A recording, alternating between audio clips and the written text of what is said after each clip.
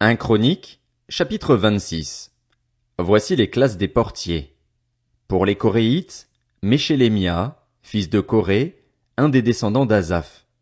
Fils de Méchélémia, Zacharie l'aîné, Jédiaël le deuxième, Zébadia le troisième, Jatniel le quatrième, Élam le cinquième, Jochanan le sixième, Eljoénaï le septième. Quant à Obed-Édom, il eut pour fils Shemaéja l'aîné, Josabad le deuxième, Joar le troisième, Sacar le quatrième, Nathanaël le cinquième, Ammiel le sixième, Issachar le septième, Peltaï le huitième. En effet, Dieu l'avait béni. Son fils Shemaéja eut des fils qui occupèrent des positions dominantes dans leur famille, car ils étaient de vaillants guerriers. Voici les fils de Shemaéja, Othni, Réphaël, Obed, Elzabad et ses frères Élihu et Semaéja, qui étaient des hommes vaillants. Tous ceux-là étaient des descendants d'Obed-Édom. Eux, leurs fils et leurs pères étaient des hommes pleins de vigueur et de force pour le service. Ils étaient 62 pour Obed-Édom. Les fils et les frères de Méchélémia, des hommes vaillants, étaient au nombre de 18. Parmi les fils de Mérari, Hosa avait pour fils Shimri, le chef, qui avait été désigné chef par son père alors qu'il n'était pas l'aîné, Ilkija le deuxième, Thébalia le troisième, Zacharie le quatrième. Les fils et les frères de Hosa étaient 13 au total. C'est à ces classes de portiers, aux chefs de ces hommes et à leurs frères, que fut confiée la tâche de faire le service dans la maison de l'Éternel. Petits et grands, ils tirèrent chaque porte au sort en fonction de leur famille. Le sort tomba sur Shélémia pour le côté est. On tira au sort pour son fils Zacharie, qui était un sage conseiller, et le côté nord lui fut attribué par le sort. Le côté sud fut attribué à Obed-Édom, et l'entrepôt à ses fils. Le côté ouest fut attribué à Shuppim et à Hosa, avec la porte Chaléquette, sur le chemin montant. Les deux gardes se faisaient face. Il y avait 6 Lévites à l'est, au nord 4 par jour, au sud 4 par jour, et 4 aux entrepôts, à 2 endroits différents. Pour l'annexe située à l'ouest, il y en avait 4 vers le chemin, 2 vers l'annexe. Voilà quelles étaient les classes des portiers, parmi les descendants des Coréites et de Mérari. D'autres Lévites, parmi lesquels Akija, étaient responsables des trésors de la maison de Dieu et des trésors des choses saintes. Parmi les descendants de Laédan, qui étaient issus des Gershonites par Laédan et qui était chef de famille de Laédan le Gershonite, c'étaient Jéhiéli et ses fils, Zétham et son frère Joël, qui étaient chargés des trésors de la maison de l'Éternel. Parmi les Amramites, les Jitséarites, les Hébronites et les Uziélites, c'était Shebuel, un descendant de Gershom, le fils de Moïse, qui était le chef des trésors. Les membres de sa parenté issus d'Éliézer étaient le fils de celui-ci, Récabia, lui-même père d'Ésaïe, père de Joram, père de Zikri, père de Shélomis.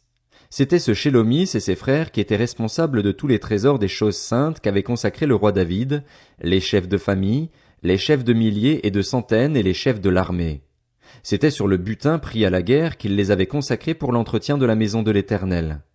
Tout ce qui avait été consacré par Samuel, le voyant, par Saül, fils de Kis, par Abner, fils de Ner, par Joab, fils de Tseruja, et par qui que ce soit était sous la responsabilité de Shélomis et de ses frères. Parmi les Jitséarites, Kenania et ses frères étaient employés pour les affaires extérieures au temple comme officiers et juges d'Israël. Parmi les Hébronites, Achabia et ses frères, soit 1700 hommes vaillants, étaient chargés de surveiller la région d'Israël située de l'autre côté du Jourdain, à l'ouest, pour toutes les affaires de l'Éternel et pour le service du roi. En ce qui concerne les Hébronites, Jérija était leur chef, d'après sa généalogie paternelle. La 40e année du règne de David, on les rechercha et l'on trouva parmi eux de vaillants hommes à Jaézer en Galaad. Les membres de la parenté de Jérija, des hommes vaillants, comptaient 2700 chefs de famille. Le roi David les établit responsables des Rubénites, des Gadites et de la demi-tribu de Manassé pour toutes les affaires de Dieu et pour celles du roi. 1 Chronique, chapitre 27. Voici, d'après leur nombre, les Israélites qui étaient chefs de famille, chefs de milliers et de centaines, ou encore officiers au service du roi pour tout ce qui concernait les divisions militaires, leur arrivée et leur départ, mois par mois, pendant tous les mois de l'année. Chaque division comptait 24 000 hommes. À la tête de la première division, pour le premier mois, se trouvait Jashobéam, fils de Zabdiel. Il était responsable d'une division de 24 000 hommes. Il faisait partie des descendants de Péretz et il commandait tous les chefs des troupes du premier mois. À la tête de la division du deuxième mois se trouvait Dodaï, l'Akoshite. Miklot commandait sa division de 24 000 hommes. Le chef de la troisième armée, pour le troisième mois, était Benaja, fils de Jéhojada, le grand prêtre. Il était responsable d'une division de 24 000 hommes. Ce Benaja était un héros parmi les 30 et dépassait les 30. Son fils Amizadab faisait partie de sa division. Le quatrième, pour le quatrième mois, était Azaël, frère de Joab, suivi de son fils Zébadia. Il était responsable d'une division de 24 000 hommes. Le cinquième, pour le cinquième mois, était le chef Shaméut, le Jizrakite. Il était responsable d'une division de 24 000 hommes. Le sixième, pour le sixième mois, était Ira, fils d'Ikesh, le Tékoïte. Il était responsable d'une division de 24 000 hommes. Le septième, pour le septième mois, était Héletz le Pélonite de la tribu d'Éphraïm. Il était responsable d'une division de 24 000 hommes. Le huitième, pour le huitième mois, était Sibécaï le Hushatite de la famille des Zérakites. Il était responsable d'une division de 24 000 hommes. Le neuvième, pour le neuvième mois, était Abiézer d'Anatoth, un benjaminite. Il était responsable d'une division de 24 000 hommes. Le dixième, pour le dixième mois, était Maharaï de Nétopha, de la famille des Zérakites. Il était responsable d'une division de 24 000 hommes. Le onzième, pour le onzième mois, était Benaja, de Piraton, de la tribu d'Éphraïm. Il était responsable d'une division de 24 000 hommes. Le douzième, pour le douzième mois, était Eldaï, de Nétopha, de la famille d'Othniel. Il était responsable d'une division de 24 000 hommes. Voici les chefs des tribus d'Israël. Prince des Rubénites, Éliézer, fils de Zikri. Des Siméonites, Shéphasia, fils de Maaka. Des Lévites, Achabia, fils de Kemuel. De la famille d'Aaron, Tsadok. De Juda, Élihu, l'un des frères de David. D'Issachar, Omri, fils de Mikaël. De Zabulon, Jishemaéja, fils d'Abdias. De Nephtali, Jérimoth, fils d'Azriel.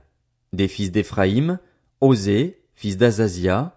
De la demi-tribu de Manassé, Joël, fils de Pédaja. De la demi-tribu de Manassé installée en Galaad, Jiddo, fils de Zacharie. De Benjamin, Jahaziel, fils d'Abner. De Dan, Azaril, fils de Jérokam. Voilà quels étaient les chefs des tribus d'Israël. David ne fit pas le dénombrement des Israélites âgés de moins de 20 ans, car l'Éternel avait promis de multiplier Israël comme les étoiles du ciel. Joab, fils de Tseruja, avait commencé le dénombrement, mais il ne le termina pas, car la colère de Dieu avait éclaté contre Israël à cause de lui, et son résultat ne fut pas inscrit dans les chiffres des annales du roi David. Azmavet, fils d'Adiel, était responsable des trésors du roi. Jonathan, fils d'Ozias, des réserves dans les campagnes, les villes, les villages et les tours. Ezri, fils de Kélub, des ouvriers de la campagne qui cultivaient la terre. Shimei, de Rama, des vignes. Zabdi, de Shepham, des réserves de vin provenant de ses vignes. Baal-Hanan, de Guéder, des oliviers et des sycomores dans la plaine. Joach, des réserves d'huile. Shitraï, du Saron, des bœufs qui se trouvaient dans les pâturages du Saron. Shaphat, fils d'Adlaï, des bœufs qui se trouvaient dans les vallées. Obil, l'Ismaélite, des chameaux. Jesdia, de Méronoth, des ânesses. Jaziz, l'Agarénien, des brebis. Tous ces hommes étaient intendants des biens du roi David. Jonathan, l'oncle de David, faisait office de conseiller. C'était un homme compétent et instruit. Jéhiel, fils de Hakmoni, avait la charge des fils du roi. Akitophel était le conseiller du roi. Ushaï l'Arkien était le confident du roi. Jéhojada, fils de Benaja, et Abiatar succédèrent à Akitophel. Joab était le chef de l'armée du roi. 1 Chronique, chapitre 28. David convoqua à Jérusalem tous les chefs d'Israël, les chefs des tribus, les chefs des divisions militaires au service du roi, les chefs de milliers et de centaines, ceux qui étaient intendants de tous les biens et troupeaux du roi et de ses fils, ainsi que les eunuques, les guerriers et tous les hommes vaillants. Le roi David se mit debout et dit, Écoutez-moi, mes frères et mon peuple. J'avais l'intention de construire une maison qui soit un lieu de repos pour l'arche de l'alliance de l'Éternel, pour le marchepied de notre Dieu, et je me préparais à construire, mais Dieu m'a dit, tu ne pourras pas construire une maison en mon honneur, car tu es un homme de guerre et tu as versé du sang. L'Éternel, le Dieu d'Israël, m'a choisi dans toute la famille de mon père pour que je sois à toujours le roi d'Israël. Oui, il a choisi Juda pour chef, dans la tribu de Juda il a choisi la famille de mon père et, parmi les fils de mon père, c'est moi qu'il a voulu faire régner sur tout Israël. Parmi tous mes fils, en effet, l'Éternel m'en a donné beaucoup. Il a choisi mon fils Salomon pour le faire asseoir sur le trône du royaume de l'Éternel, au-dessus d'Israël. Il m'a dit, c'est ton fils Salomon qui construira ma maison et mes parvis, car je l'ai choisi pour qu'il soit mon fils et je serai pour lui un père. J'affermirai pour toujours son royaume, s'il reste attaché comme aujourd'hui à la pratique de mes commandements et de mes règles. Maintenant, devant tout Israël, qui est l'assemblée de l'Éternel, et en présence de notre Dieu, respectez et prenez à cœur tous les commandements de l'Éternel, votre Dieu. Ainsi vous pourrez posséder ce bon pays et le laisser en héritage à vos fils après vous, et ce à perpétuité. Quant à toi, Salomon, mon fils, connais le Dieu de ton père et sers-le avec un cœur sans réserve et un esprit bien disposé, car l'Éternel examine tous les cœurs et discerne toutes leurs intentions. Si tu le cherches, il se laissera trouver par toi, mais si tu l'abandonnes, il te rejettera pour toujours. Considère maintenant que l'Éternel t'a choisi pour construire une maison qui serve de sanctuaire. Fortifie-toi et agis. David donna à son fils Salomon le plan du portique et des bâtiments annexes, des chambres du trésor, des chambres à l'étage et des chambres intérieures, ainsi que du bâtiment abritant le propitiatoire.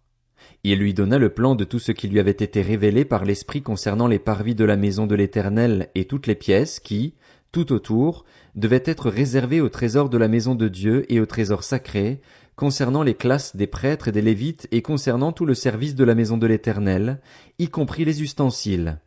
Il lui donna aussi le modèle des ustensiles en or, avec le poids correspondant en or pour tous les ustensiles de chaque service, et de tous les ustensiles en argent, avec le poids correspondant pour tous les ustensiles de chaque service. Il donna le poids correspondant aux chandeliers en or et à leurs lampes en or, en indiquant le poids de chaque chandelier et de ses lampes, et le poids correspondant aux chandeliers en argent, en indiquant le poids de chaque chandelier et de ses lampes, en fonction de l'usage que l'on ferait de chaque chandelier. Il lui donna le poids d'or correspondant aux tables des pains consacrés, à chaque table, et l'argent pour les tables en argent. Il lui donna le modèle des fourchettes, des bassins et des gobelets en or pur, le modèle des coupes en or, avec le poids correspondant pour chaque coupe, et celui des coupes en argent avec le poids correspondant pour chaque coupe, et le modèle de l'autel des parfums en or épuré, avec le poids correspondant. Il lui donna encore le modèle du char, des chérubins en or qui étendent leurs ailes par-dessus l'arche de l'alliance de l'Éternel et la couvrent. C'est par un écrit de sa main, dit David, que l'Éternel m'a fait comprendre tout cela, tous les travaux de ce plan. David dit à son fils Salomon, fortifie-toi, prends courage et agis. N'aie pas peur, ne te laisse pas effrayer, car l'Éternel Dieu, mon Dieu, sera avec toi. Il ne te délaissera pas, il ne t'abandonnera pas avant que tous les travaux pour le service de la maison de l'Éternel soient terminés. Voici les classes des prêtres et des Lévites pour tout le service de la maison de Dieu. Tu as avec toi, pour tout ce travail, des hommes bien disposés et habiles pour toutes sortes de services, et les chefs ainsi que tout le peuple sont à tes ordres.